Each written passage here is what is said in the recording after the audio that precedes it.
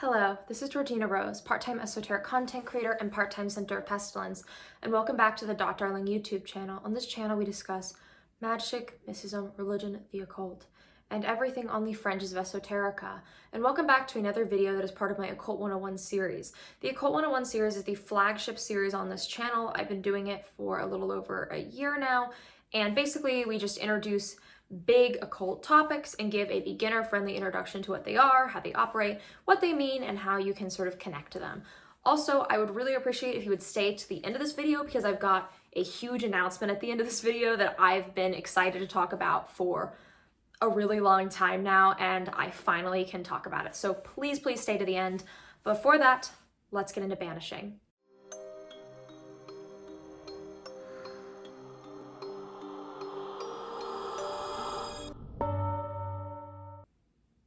So what is banishing? I think when people think of the word banishing, they think of kicking something out, sort of like you're evicting something from your home.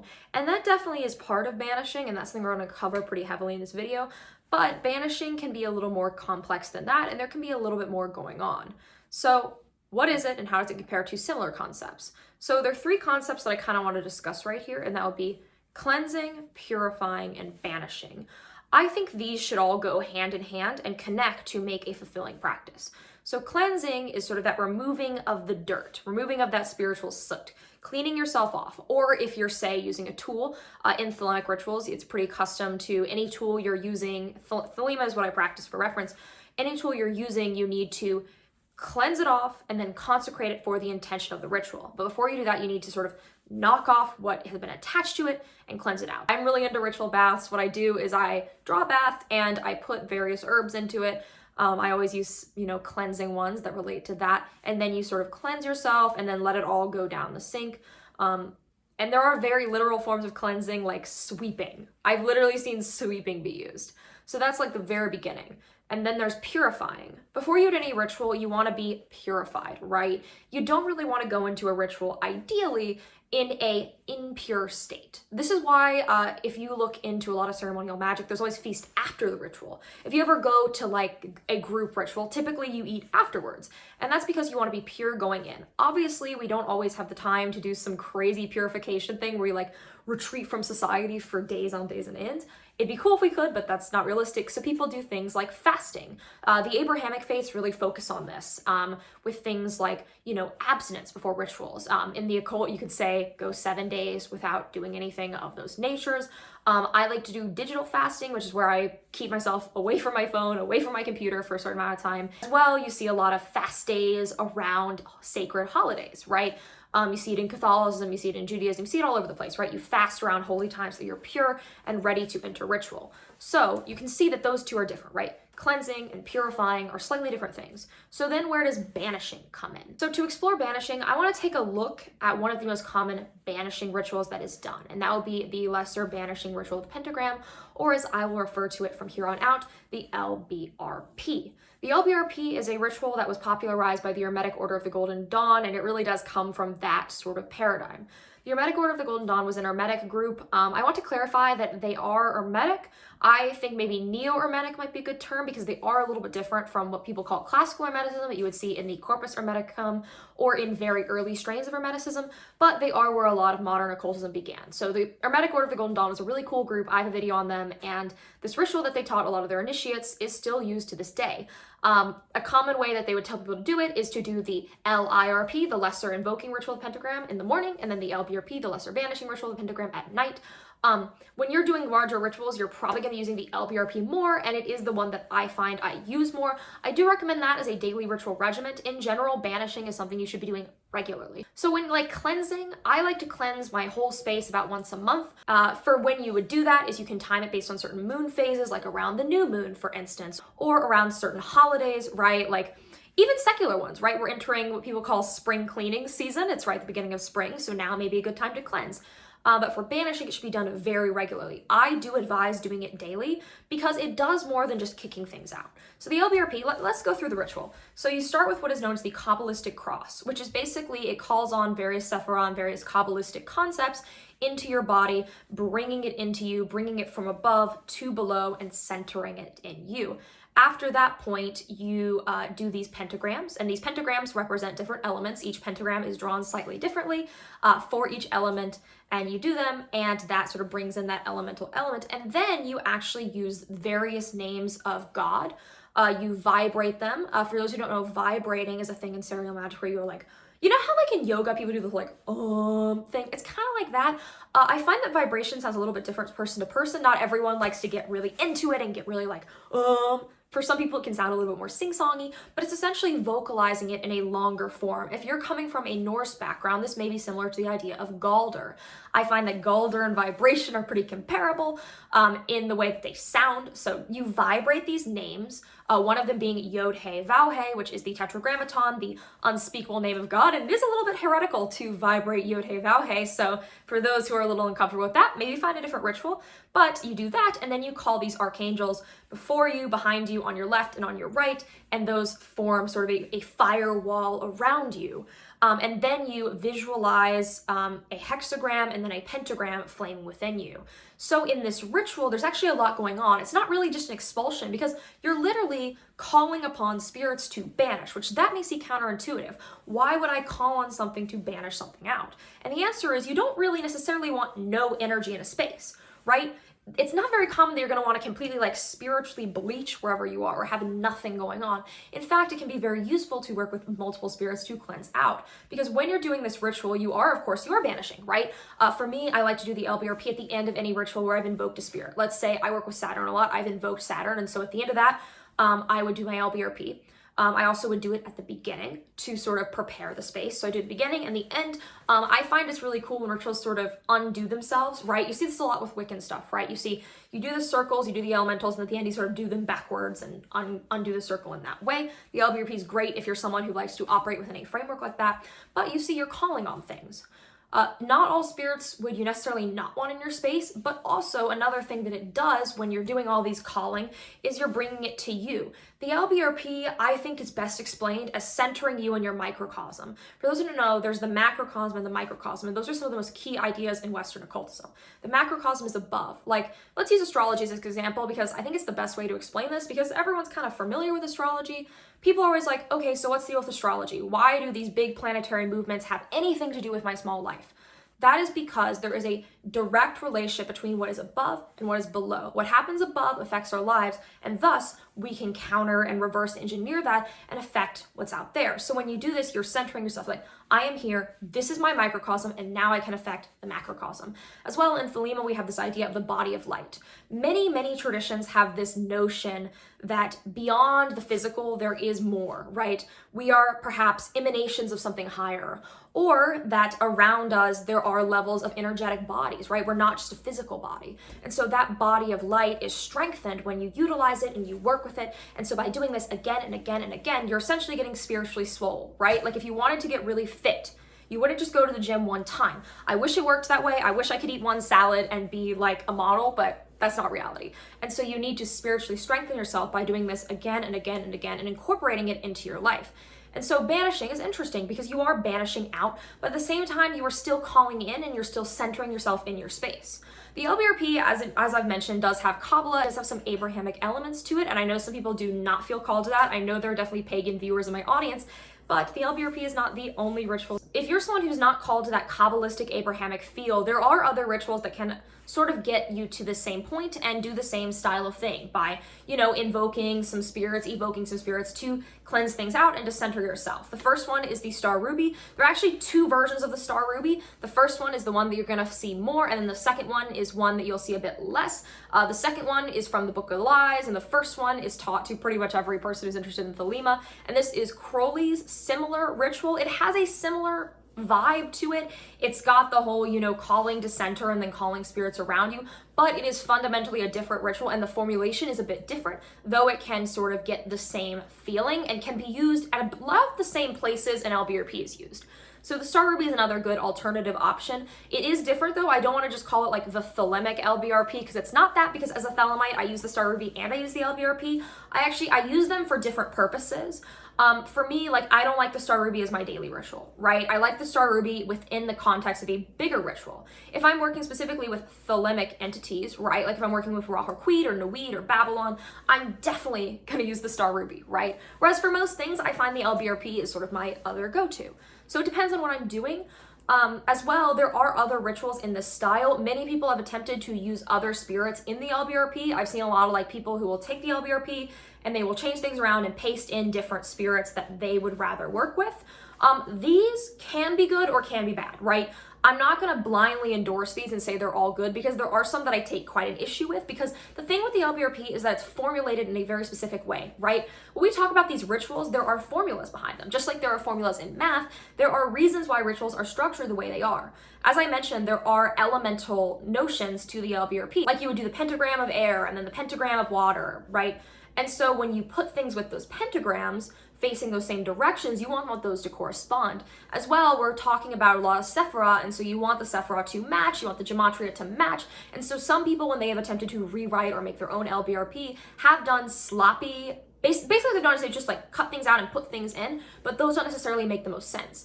I do encourage you to make your own rituals. I think that anyone can learn to make rituals. You just have to learn how formulas work, but I think you should definitely be very aware of correspondences and why things work. With any of these rituals that you're learning, there's so many great analyses online and commentaries that you can look at that can really, really help you.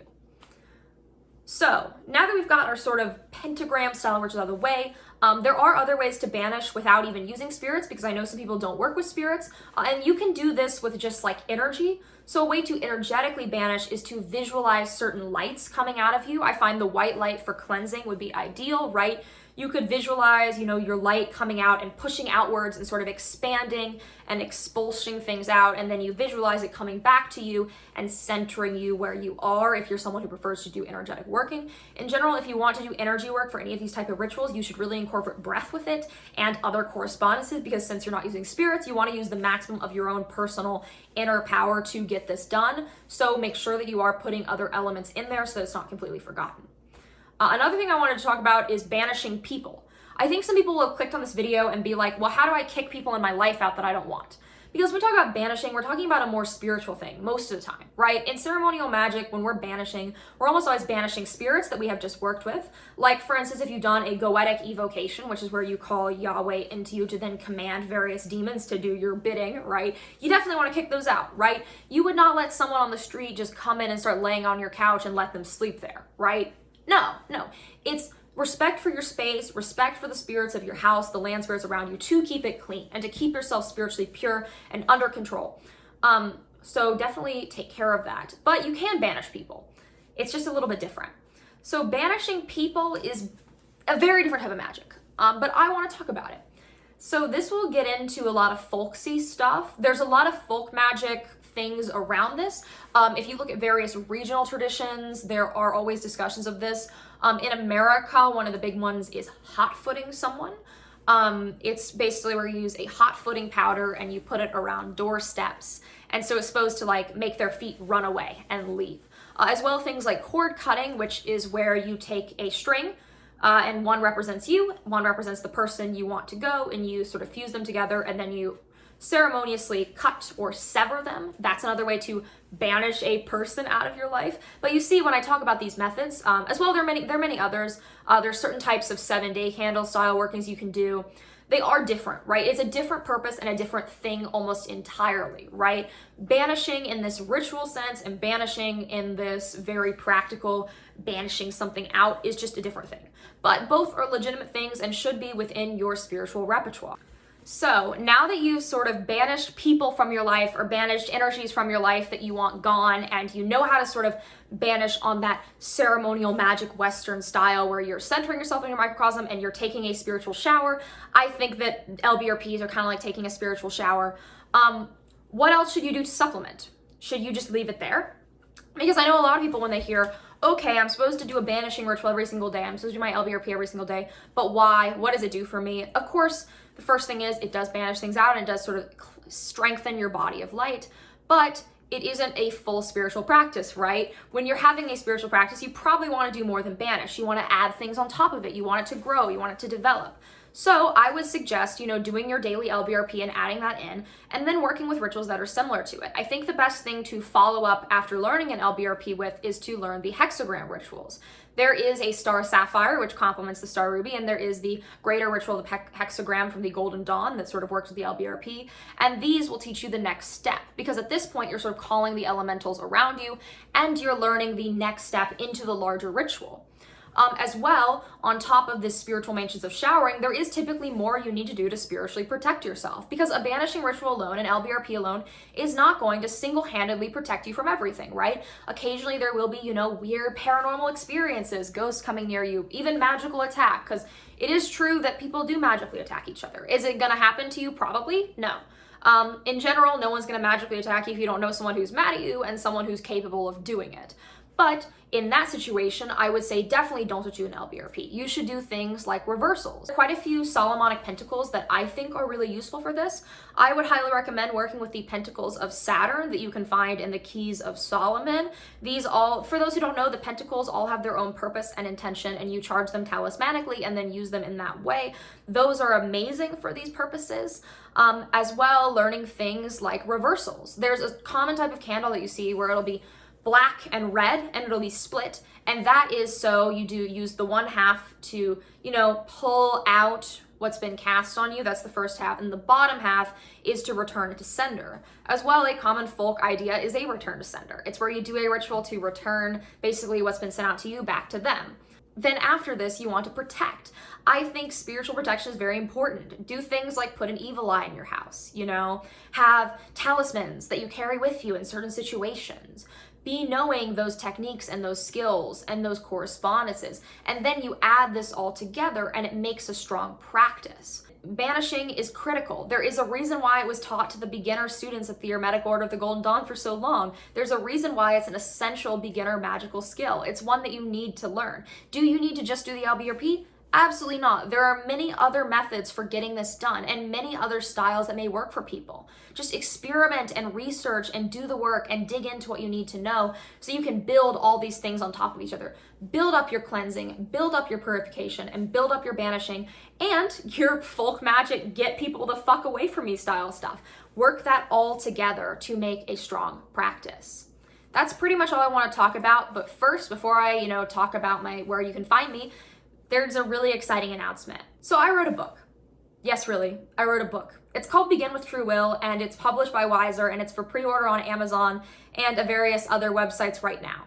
And what it's about is being a Thelemite in the modern day. A lot of books on Thelema are older, or they're written from people who are much older than me. Those books have inspired me, and I find them beautiful and important and respect them so much, but I wanted something that talked more about my own experience.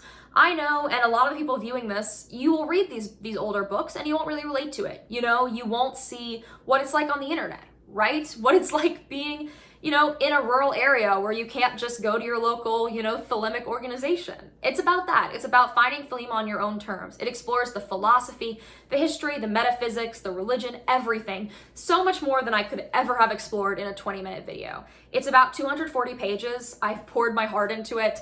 It's got whole rituals in it and a lot of my own advice and a bit of my own personal gnosis thrown in there about what Thelema is and what Thelema can be.